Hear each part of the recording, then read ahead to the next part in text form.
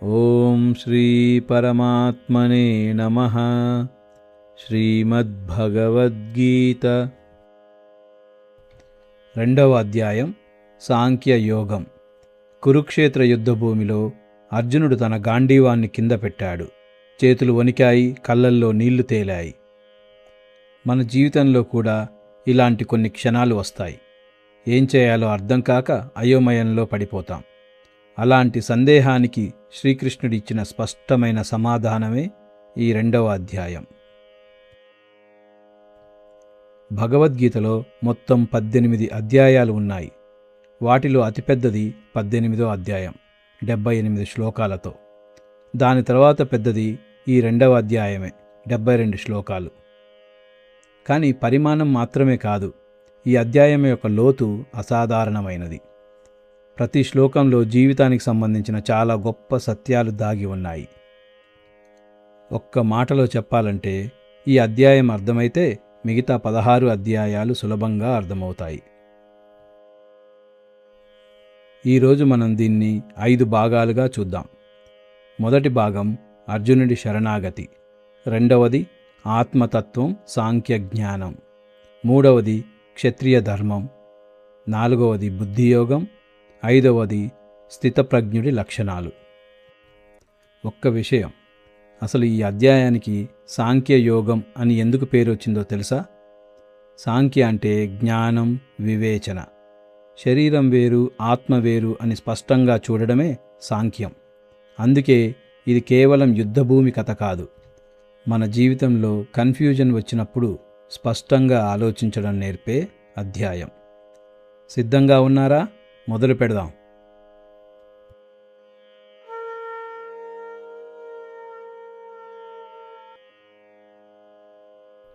మొదటి భాగం అర్జునుడి శరణాగతి.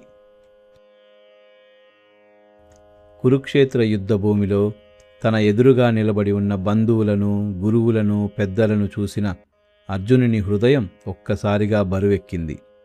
పూర్తిగా శోకంలో మునిగిపోయి తన గాంధీవాన్ని, బాణాలను కిందకు విడిచి రథంలో కూలబడిపోయాడు.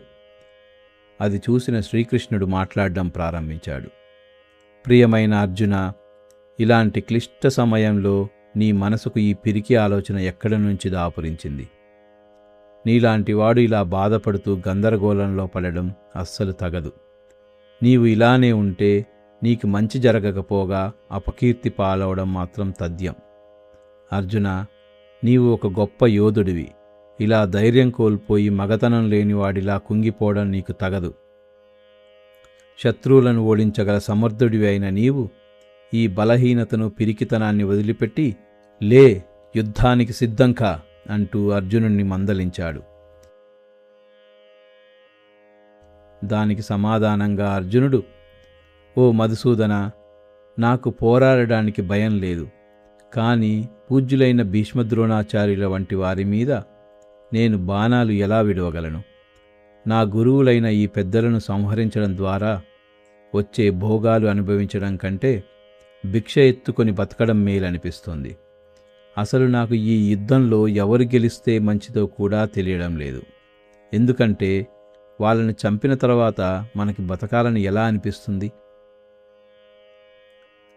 అర్జునుడు ఇంకా పూర్తిగా కుంగిపోయి ఇలా అంటున్నాడు, కృష్ణ, ఇప్పుడు నా కర్తవ్యం ఏమిటో కూడా నాకు తెలియడం లేదు. ఆందోళన, పిరికితనం నన్ను పూర్తిగా ఆవహించాయి. మాధవ, నేను నీ భక్తుడను, నిన్ను శరణు కోరుతున్నాను. దయచేసి నిజంగా నాకు ఏది మంచిదో చెప్పి నన్ను నడిపించు కృష్ణ అంటూ శరణాగతుడయ్యాడు. అర్జునుడు ఇంకా తన బాధను వ్యక్తం చేస్తూ, ఈ శోకం మరియు బాధ వల్ల నా ఇంద్రియాలన్నీ ఎండిపోతున్నట్టుగా ఉంది. దీని నుండి బయటపడే మార్గం కూడా కనిపించడం లేదు. నాకు ఈ భూమిపై అతిపెద్ద సుసంపన్నమైన రాజ్యాన్ని ఇచ్చినా, లేదా దేవతలలా ఉన్నత స్థానం ఇచ్చినా కూడా నాకు ఈ బాధ మాత్రం తగ్గదనిపిస్తోంది. ఇలా తన హృదయంలో ఉన్న బాధనంతా బయటపెట్టి, గోవిందా, నేను యుద్ధం చేయను అంటూ మౌనంగా ఉండిపోయాడు.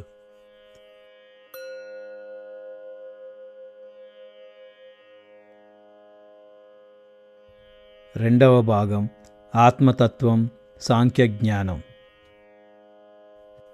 ఇక్కడి నుంచి ఇంకాస్త శ్రద్ధగా వినండి. నిజమైన భగవద్గీత ఇక్కడి నుండే మొదలవుతుంది. శ్రీకృష్ణుడు ఇక్కడి నుండే అర్జునుడికి జ్ఞానబోధ ప్రారంభిస్తాడు. శోకంలో ఉన్న అర్జునుడిని చూసి కృష్ణుడు చిరునవ్వుతో ఇలా అంటున్నాడు: అర్జున, నీవు చాలా జ్ఞానం ఉన్నట్టు మాట్లాడుతున్నావు, కానీ నీ మాటలు మాత్రమే జ్ఞానిలా ఉన్నాయి. నీ మనసు మాత్రం శోకంలో మునిగిపోయింది. నిజమైన జ్ఞానులు ఎవరి పట్ల ఇలా శోకించరు. అసలు బాధపడాల్సిన అవసరమే లేని విషయం గురించి నువ్వు బాధపడుతున్నావు. మరణించిన వారి గురించి కానీ, బతికి ఉన్న వారి గురించి కానీ పండితులు శోకింపరు. ఎందుకంటే వాళ్ళకు జీవిత సత్యం బాగా తెలుసు. ఆ జ్ఞానాన్ని నీకు వివరిస్తాను, శ్రద్ధగా విను. అర్జున, నేను లేని సమయం ఎప్పుడూ లేదు, నీవు లేని సమయం కూడా లేదు. అలాగే ఈ రాజులందరూ కూడా లేని సమయం ఎప్పుడూ లేదు. ఇక ముందు కూడా మనమంతా లేకుండా పోవడం అనేది జరగదు. మనకు కనిపించేది శరీరం మాత్రమే, కానీ లోపల ఉన్న ఆత్మ మాత్రం ఎప్పుడూ ఉంటుంది. ఈ శరీరంలోని ఆత్మ బాల్యం నుండి యవ్వనం, యవ్వనం నుండి వృద్ధాప్యం వైపు ఎలా సాగిపోతుందో, మరణ సమయంలో కూడా అదే ఆత్మ మరో శరీరంలోకి వెళ్తుంది. ఇది ప్రకృతి యొక్క సహజమైన ధర్మం. ఈ సత్యాన్ని అర్థం చేసుకున్నవారు వివేకవంతులు. వారు ఈ విషయంపై ఎలాంటి గందరగోళానికి, భ్రమకు లోనవరు. అర్జున, మన పంచేంద్రియాలైన నాలుక, కళ్ళు, ముక్కు, చెవులు, చర్మం ఇవి బయటి ప్రపంచంతో ఎప్పుడూ కలిసే ఉంటాయి. అలా కలిసినప్పుడు మనకు సుఖదుఖాలు కలుగుతాయి. కళ్ళకు అందమైన దృశ్యం కనిపించినప్పుడు సంతోషం కలుగుతుంది, చెడ్డది కనిపించినప్పుడు బాధ కలుగుతుంది. మనల్ని ఎవరైనా పొగిడితే ఆనందం, తిడితే దుఃఖం. ఇలా మన ఇంద్రియాలు బయటి వస్తువులను, విషయాలను తాకినప్పుడల్లా సుఖాలు, దుఃఖాలు కలుగుతాయి. కానీ ఇవి శాశ్వతమైనవి కావు. చలికాలం తర్వాత వేసవికాలం, వేసవికాలం తర్వాత వర్షాకాలం వచ్చినట్టు ఈ సుఖదుఖాలు కూడా వచ్చిపోతూనే ఉంటాయి. కాబట్టి వాటికి ఆందోళన చెందకుండా ఓర్పుతో భరించాలి. సుఖం వచ్చినప్పుడు పొంగిపోకుండా, దుఃఖం వచ్చినప్పుడు కుంగిపోకుండా మనసును స్థిరంగా ఉంచుకున్న వ్యక్తి నిజమైన మోక్షానికి అర్హుడు. చూడు అర్జున, మట్టితో చేసిన కుండ పగిలిపోతుంది, పువ్వు వాడిపోతుంది, శరీరం ఒకనాటికి మట్టిలో కలిసిపోతుంది. ఇవన్నీ అశాశ్వతాలు. కానీ సూర్యుడు ప్రతిరోజూ ఉదయిస్తూనే ఉంటాడు, అది శాశ్వతం. నీకు ఒక గొప్ప సత్యం చెప్తా విను. అశాశ్వతమైనది ఎప్పటికీ నిలవదు, శాశ్వతమైనది ఎప్పటికీ నశించదు. ఈ రెండు వాక్యాల్లో సమస్త వేదాంతం ఇమిడి ఉంది. ఈ దేహం అశాశ్వతం, పుట్టింది కాబట్టి పోవలసిందే. కానీ ఈ దేహంలో వెలుగుతున్న ఆత్మ శాశ్వతం, అది పుట్టలేదు కాబట్టి ఎప్పటికీ పోదు. ఇది తత్వజ్ఞానులు యుగాలుగా అనుభవించి చెప్పిన సత్యం. ఇప్పుడు చెప్పు, నీ ముందు నిలబడిన భీష్మద్రోణుల శరీరాలు ఒకనాటికి నశిస్తాయి, కానీ వారిలోని ఆత్మ అది ఎప్పటికీ నశించదు. మరి నువ్వు దేనికి భయపడుతున్నావు? లేచి యుద్ధం చెయ్యి. పార్థ, సముద్రంలోని అలలు మన శరీరం లాంటివి. అవి వచ్చిపోతూ ఉంటాయి. కానీ సముద్రం ఆత్మ లాంటిది, అది అలాగే ఉంటుంది. ఆత్మ ఇతరులను చంపుతుందని భావించేవాడు, ఆత్మ ఇతరులచే చంపబడుతుందని భావించేవాడు ఇద్దరూ అజ్ఞానులే. ఎందుకంటే ఆత్మకు చంపే శక్తి లేదు, చంపబడే స్వభావమూ లేదు. ఆత్మకు పుట్టుక లేదు, మరణం లేదు. ఒకప్పుడు ఉండి మరొకప్పుడు అంతమైపోయే వస్తువు కాదది. నిత్యమైనది, శాశ్వతమైనది, వయసు మీరనిది. శరీరం నశించినా ఆత్మ నశించదు. చూడు అర్జున, ప్రతి మనిషి పాత బట్టలు చిరిగిపోయినప్పుడు వాటిని విడిచి కొత్తవి ధరిస్తాడు కదా, అందుకు ఏడుస్తాడా? అదేవిధంగా ఆత్మ కూడా పాత శరీరం శిథిలమైపోయినప్పుడు దాన్ని విడిచి కొత్త శరీరాన్ని స్వీకరిస్తుంది. ఇందులో దుఃఖించవలసింది ఏమీ లేదు. ఈ ఆత్మను ఆయుధాలు ఛేదించలేవు, అగ్ని కాల్చలేదు, నీరు తడపలేదు, గాలి ఎండించనూ లేదు. ఎందుకంటే ఆత్మ భౌతికమైనది కాదు. కళ్ళతో చూడలేనిది, చేతులతో పట్టుకోలేనిది, మనసుతో కొలవలేనిది.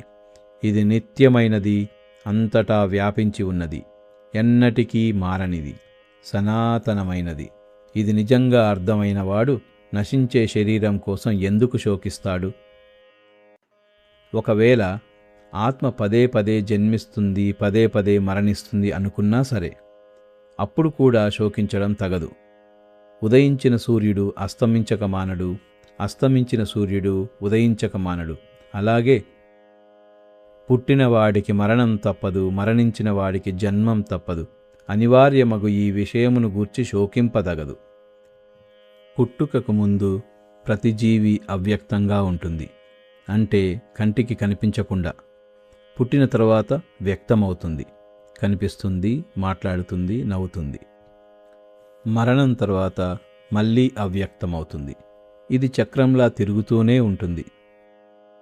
అర్జున, ఒక అద్భుతమైన విషయాన్ని చెప్తా విను. ఆత్మ గురించి మహర్షులు చదివి ఆశ్చర్యపోయారు, విన్నవారు ఆశ్చర్యపోయారు, వర్ణించిన వారు కూడా ఆశ్చర్యపోయారు. అంటే అది అర్థం చేసుకోవడానికి అందనంత గొప్పది. అటువంటి అద్భుతమైన చావులేని ఆత్మ నీలో ఉంది, నీ బంధువులలోనూ ఉంది, అందరిలో ఉంది. మరి శోకించడం అంటే ఆ సత్యాన్ని మర్చిపోవడమే కదా.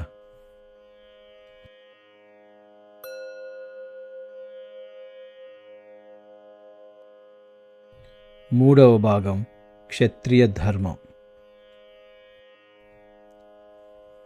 శ్రీకృష్ణుడు ఇప్పటి వరకు ఆత్మ గురించి చెప్పాడు.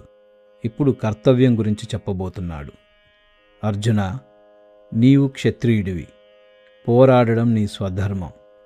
ఒక రైతు వ్యవసాయం వదిలేస్తే అది ధర్మం కాదు కదా.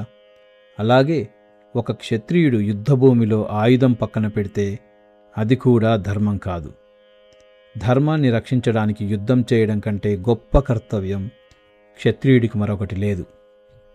ఇలాంటి ధర్మయుద్ధం చేసే అవకాశం కోరుకోకుండానే దొరికిన క్షత్రియులు చాలా అదృష్టవంతులు. అలాంటి అవకాశం నీకు దొరికింది, కానీ నువ్వు యుద్ధం చేయనని కూర్చున్నావు. ఇలా చేస్తే నువ్వు స్వధర్మాన్ని వదిలిన వాడివి అవుతావు. అలాగే క్షత్రియుడిగా నీ కీర్తిని పోగొట్టుకొని తప్పకుండా పాపాన్ని మూటగట్టుకుంటావు. కాబట్టి ఓ పార్థ, ఇలా చలించిపోకుండా నీ ధర్మాన్ని నిర్వర్తించు. ఒక్కసారి ఆలోచించు. నువ్వు ఇప్పుడు యుద్ధభూమి నుండి వెనక్కి వెళ్ళిపోతే జనాలు ఏమంటారు? అర్జునుడి పిరికివాడు, భయంతో పారిపోయాడంటారు. చావు ఒక్కసారే వస్తుంది, కానీ అపకీర్తి, అవమానాలు నిన్ను జీవితాంతం వెంటాడుతాయి. గౌరవప్రదమైన వ్యక్తికి అపకీర్తి అనేది మరణం కన్నా ఘోరమైనది. నిన్ను మహావీరుడని పొగిడిన భీష్మ పితామహుడు, గురుద్రోణుడు కూడా అర్జునుడు భయంతో పారిపోయాడే అని సిగ్గుపడతారు. ఇక నీ శత్రువుల గురించి చెప్పనవసరం లేదు. వారు నిన్ను చూసి నవ్వుతారు, క్రూరమైన మాటలతో నిన్ను అవమానిస్తారు. అయ్యో, ఇంతకంటే బాధాకరమైనది ఏమైనా ఉందా? అదే నువ్వు యుద్ధం చేస్తే లెక్క చాలా సులభం. యుద్ధంలో మరణిస్తే స్వర్గం నీది, విజయం సాధిస్తే రాజ్యం నీది. ఓటమి అనే మూడో అవకాశమే లేదిక్కడ. అందువల్ల అర్జున, సుఖం వచ్చినా దుఃఖం వచ్చినా చెలించకు. లాభం కలిగినా నష్టం వచ్చినా కంగారు పడకు. గెలిచినా సంతోషపడకు, ఓడినా కుంగిపోకు. అన్నింటినీ సమానంగా స్వీకరిస్తూ కేవలం నీ కర్తవ్యంగా భావించి యుద్ధం చెయ్యి. ఒక వైద్యుడు పూర్తి శ్రద్ధతో, పూర్తి నైపుణ్యంతో ఆపరేషన్ చేస్తున్నాడు. కానీ అతని మనసులో రోగి తప్పకుండా బతకాలి అనుకుని ఆపరేషన్ చేస్తే మాత్రం చెయ్యి వణుకుతుంది, నిర్ణయాలు తప్పవుతాయి. ఆ ఫలితం పక్కన పెట్టి కర్తవ్యంపై మాత్రమే దృష్టి పెట్టినప్పుడే అతను నిజమైన వైద్యుడు అవుతాడు. అదే సమత్వ బుద్ధి, అదే కర్మయోగం.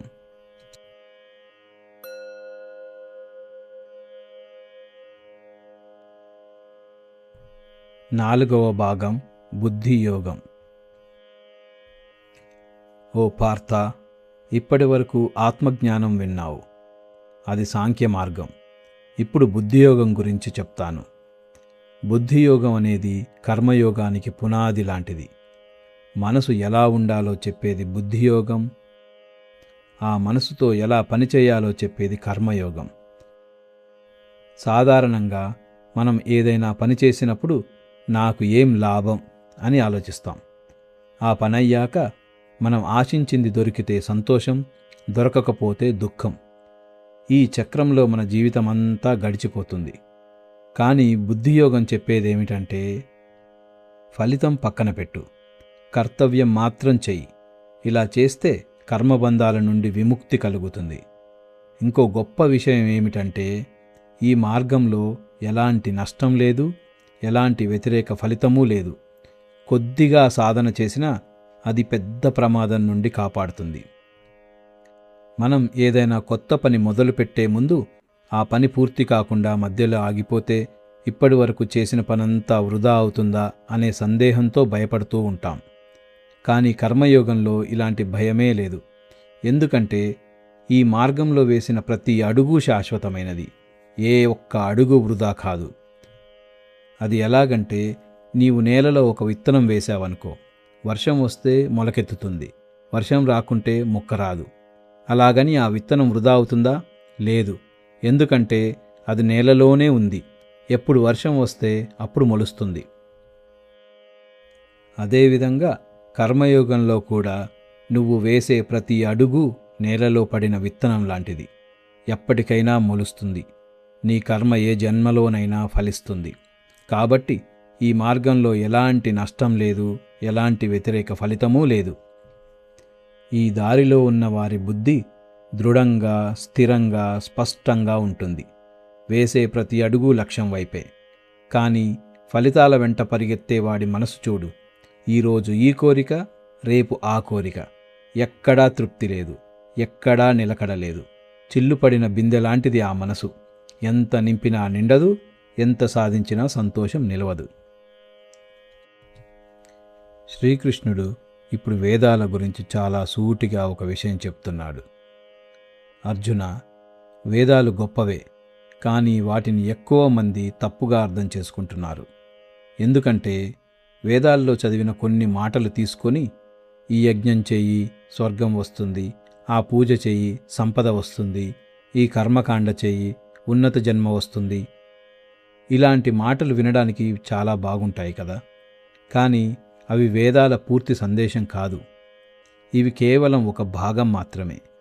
ఒక పెద్ద గ్రంథాన్ని తెరిచి మొదటి పేజీ చదివి అర్థమైంది అని మూసేసిన వాడిలాంటి వారు వీరంతా.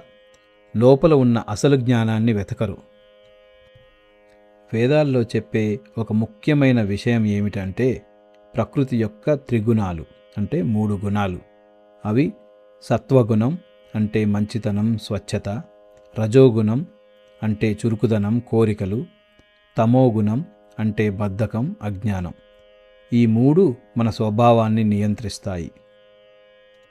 కాబట్టి ఈ 3ంటికి అతీతంగా నిలబడు. మరో సమస్య ఏంటంటే, ఇంద్రియ సుఖాలు, డబ్బు, పేరు ప్రతిష్టలపై మనసు పూర్తిగా అతుక్కుపోయిన వారికి భగవంతుడిని పొందడానికి అవసరమైన దృఢ సంకల్పం కలగనే కలగదు. ఎందుకంటే వారు ఒకవైపు భగవంతుణ్ణి వెతుకుతూ మరోవైపు సంసారంలో మునిగిపోతారు. ఇప్పుడు ఒక అద్భుతమైన ఉదాహరణ చూడు. మీ ఇంట్లో చిన్న నీటి బావి ఉందనుకో. ఆ బావిలో నీరు తాగడానికి వాడవచ్చు, వంటకి వాడవచ్చు, స్నానానికి కూడా వాడవచ్చు. కానీ ఒకవేళ ఇంటి పక్కన పెద్ద మంచినీటి కొలను ఉంటే, బావితో తీరే అవసరాలన్నీ కొలనుతో సహజంగానే తీరుతాయి కదా.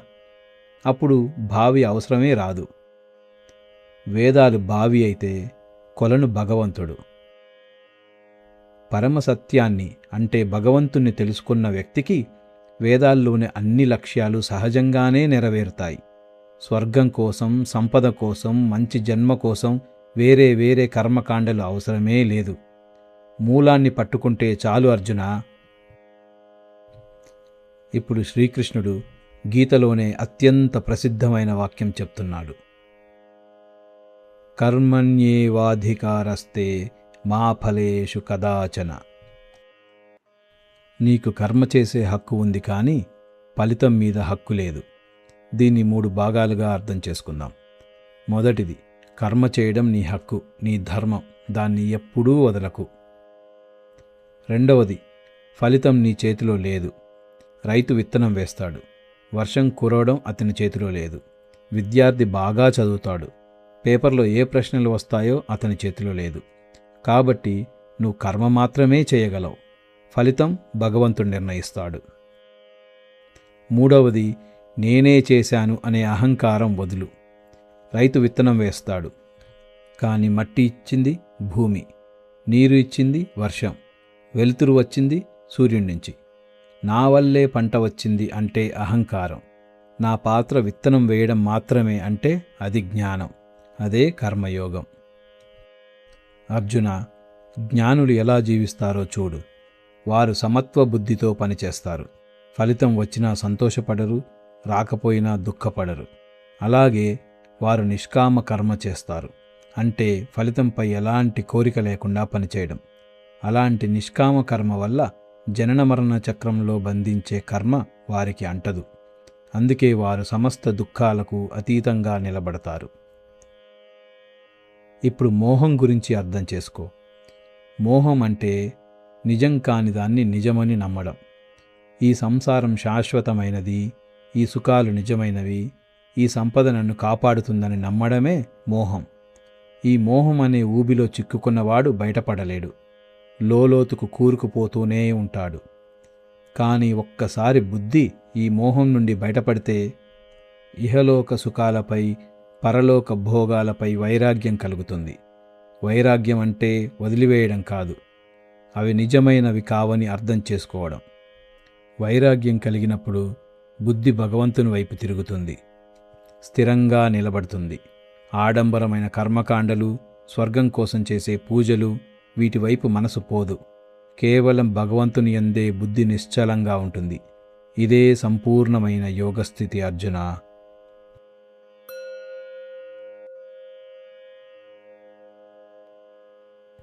ఐదవ భాగం, స్థితప్రజ్ఞుడి లక్షణాలు. ఇప్పటి వరకు శ్రీకృష్ణుడు చాలా గొప్ప విషయాలు చెప్పాడు. ఆత్మ గురించి, కర్మయోగం గురించి, సమత్వ బుద్ధి గురించి. ఇవన్నీ విన్న అర్జునుడికి ఒక సహజమైన ప్రశ్న వచ్చింది. అర్జునుడు ఇలా అడుగుతున్నాడు, కృష్ణ, నువ్వు చెప్పినవన్నీ చాలా బాగున్నాయి, కానీ ఇలాంటి ఉత్తమ స్థితికి చేరిన వ్యక్తి బయటకు ఎలా కనిపిస్తాడో చెప్పు. అతను మాట్లాడేటప్పుడు ఎలా మాట్లాడతాడు, నడిచేటప్పుడు ఎలా నడుస్తాడు, కూర్చున్నప్పుడు ఎలా కూర్చుంటాడు? అర్జునుడు ఎందుకు ఇలా అడుగుతున్నాడంటే నిజ జీవితంలో ఎలా అమలు చేయాలో స్పష్టంగా తెలుసుకోవాలి అని అనుకుంటున్నాడు. ఆ ప్రశ్నకు సమాధానంగా శ్రీకృష్ణుడు చెప్తున్నాడు, ఇలాంటి ఉత్తమ స్థితికి చేరిన వ్యక్తిని స్థితప్రజ్ఞుడు అంటారు. స్థిత అంటే స్థిరమైన, ప్రజ్ఞ అంటే జ్ఞానం. స్థిరమైన జ్ఞానం కలవాడు, బయట తుఫాను వచ్చినా కదలని దీపం లాంటివాడు. అతని మొదటి లక్షణం ఏమిటంటే మనసును వేధించే కోరికలన్నీ వదిలిపెడతాడు. కోరిక అంటే ఏమిటి? ఇది నాకు కావాలి, అది నాకు రావాలి, ఇది జరగాలి, అది జరగకూడదు అనే నిరంతర వేధింపు. ఈ వేధింపు వదిలిపోయినప్పుడు మనసు శాంతిగా ఉంటుంది. రెండవ లక్షణం ఇంద్రియ వాంఛలను జయించినవాడు. అంటే మంచి తిండి చూస్తే నోరూరదు, మంచి వస్తువును చూస్తే కొనాలనిపించదు. పొగడ్త వింటే పొంగిపోడు, విమర్శ వింటే కుంగిపోడు. ఇంద్రియాలు అతన్ని లాగవు, అతనే ఇంద్రియాలను నడిపిస్తాడు. మూడో లక్షణం ఆత్మజ్ఞానంలో సంతుష్టుడు. అంటే బయటి వస్తువులు, పేరు ప్రతిష్టలు, సంపద ఇవేమీ అక్కర్లేకుండానే లోపల నుండే సంపూర్ణంగా ఉంటాడు. తాబేలును చూశావా? ప్రమాదం వచ్చినప్పుడు తన 4 కాళ్ళు, తల అన్నింటినీ చిప్పలోనికి లాక్కుంటుంది. బయటి ప్రపంచం ఏమి చేసినా తాబేలుకు అంటదు. అదేవిధంగా స్థితప్రజ్ఞుడు కూడా ఇంద్రియాలను బయట విషయాల నుండి లోనికి మరల్చుకోగలడు. కళ్ళు చూస్తాయి, కానీ మనసు ఆకర్షితం కాదు. చెవులు వింటాయి, కానీ మనసు కదలదు. ఇదే ఇంద్రియ నిగ్రహం. ఇదే ఆధ్యాత్మిక జ్ఞానంలో స్థిరచిత్తత. సాధకులు ఇంద్రియ నిగ్రహం పాటించినా లోపల రుచి ఉండిపోతుంది. ఉదాహరణకు, ఒక మనిషి మాంసాహారం తినడం ఆపేశాడు అనుకో. అతను నోటితో తినడం మాత్రమే ఆపాడు, కానీ ఆ మాంసాహారపు వంటల రుచి చూసినప్పుడు, లేదా వాసనలు పీల్చినప్పుడు నోరు ఊరుతుంది కదా, అదే లోపల ఉన్న రుచి. అది ఇంకా పోలేదు. కానీ భగవత్ప్రాప్తి కలిగిన వారికి ఆ లోపలి రుచి కూడా సహజంగానే అంతమైపోతుంది. ఇంద్రియాలు ఎంత బలమైనవంటే వివేకం ఉన్న వారిని కూడా బలవంతంగా లాక్కెళ్ళగలవు. ఎంత గట్టి సంకల్పం ఉన్నా ఒక్క క్షణం అజాగ్రత్తగా ఉంటే చాలు, ఇంద్రియాలు మనిషిని లాక్కెళ్ళిపోతాయి. చివరికి పతనానికి కారణం కూడా అవుతాయి. ఈ పతనం ఒకేసారి రాదు, అంచెలంచెలుగా వస్తుంది. మొదట విషయ చింతనతో ప్రారంభమవుతుంది. విషయ చింతన అంటే ఒక విషయం గురించి మళ్ళీ మళ్ళీ ఆలోచించడం.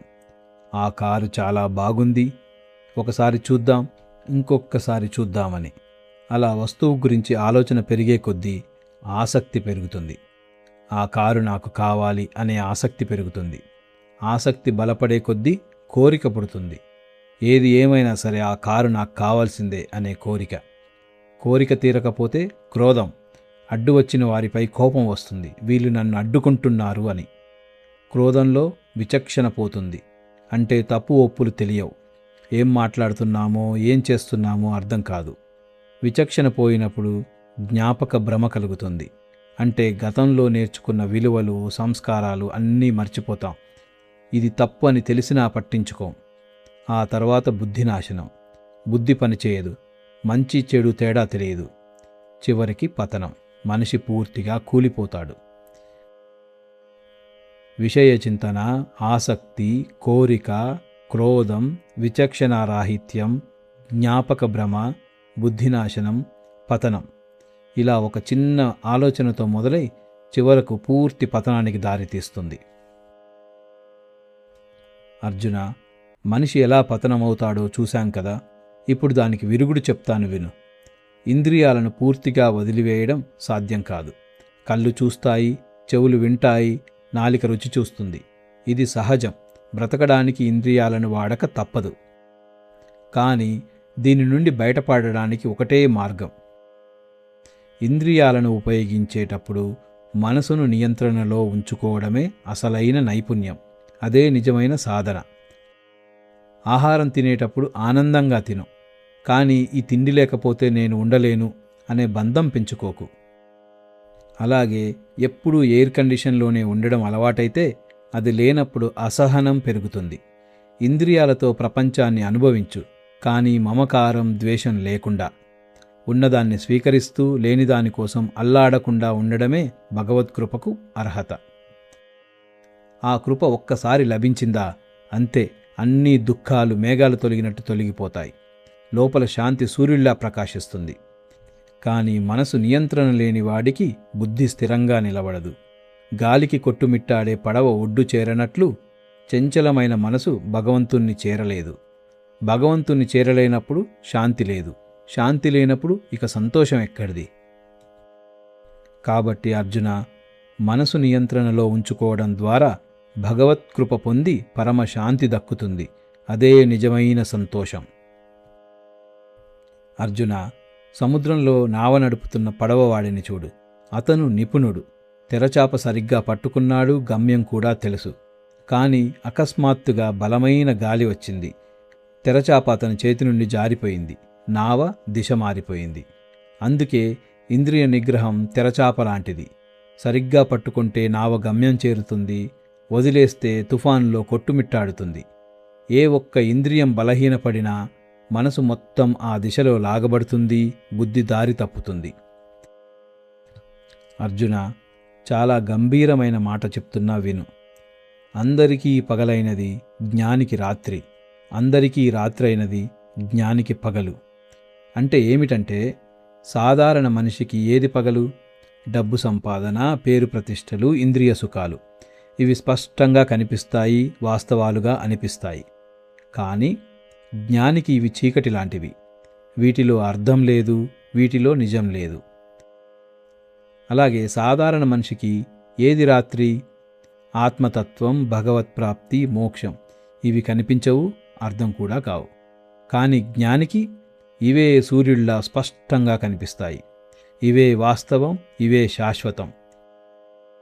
ఇద్దరూ ఒకే ప్రపంచంలో జీవిస్తున్నారు, కానీ చూసే కళ్ళు వేరు, అర్థమయ్యే విషయాలు వేరు. అదే జ్ఞానం యొక్క గొప్పతనం. అర్జున, గంగా, గోదావరి, కృష్ణ ఇలా ఎన్నో నదులు నిరంతరం సముద్రంలో కలుస్తూనే ఉన్నాయి. అయినా సముద్రం పొంగిపోతుందా? లేదు. తన హద్దులు దాటుతుందా? దాటదు. నిశ్చలంగా, ప్రశాంతంగా ఉంటుంది. ఎందుకంటే సముద్రానికి తన పరిపూర్ణత తెలుసు. బయట నుండి ఏది వచ్చినా తన స్వభావం మారదు. అదేవిధంగా యోగి కూడా ప్రపంచంలోని ఆకర్షణలు వస్తూ పోతూ ఉన్నా కానీ అతను చలించడు, శాంతి కోల్పోడు. ఎందుకంటే అతనికి లోపల నుండి పరిపూర్ణత ఉంది. బయటి వాటి అవసరం లేదు. కానీ కోరికల వెంట పరిగెత్తే వాడికి శాంతి ఉండదు. ఒక కోరిక తీరిన వెంటనే మరో కోరిక పుడుతుంది. ఆ చక్రం ఎప్పటికీ ఆగదు. నిజమైన శాంతి ఎప్పుడు కలుగుతుంది? అన్ని ప్రాపంచిక కోరికలు వదిలిపెట్టినప్పుడు, నేను అనే అహంకారం తగ్గినప్పుడు, నాది అనే మమకారం పోయినప్పుడు. అప్పుడు పరిపూర్ణమైన ప్రశాంతత సహజంగానే లభిస్తుంది. ఇది చేరుకున్నవాడు మళ్ళీ మాయలో పడడు. మరణ సమయంలో కూడా ఈ వివేకం చెదరదు. జనన మరణ చక్రం నుండి విముక్తి పొంది భగవంతుని దివ్యధామానికి చేరుకుంటాడు. భగవద్గీతలోని 2వ అధ్యాయం సాంఖ్యయోగం సమాప్తం.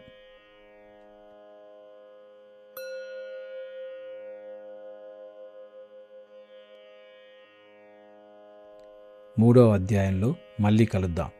ఓం శ్రీ కృష్ణార్పణమస్తు.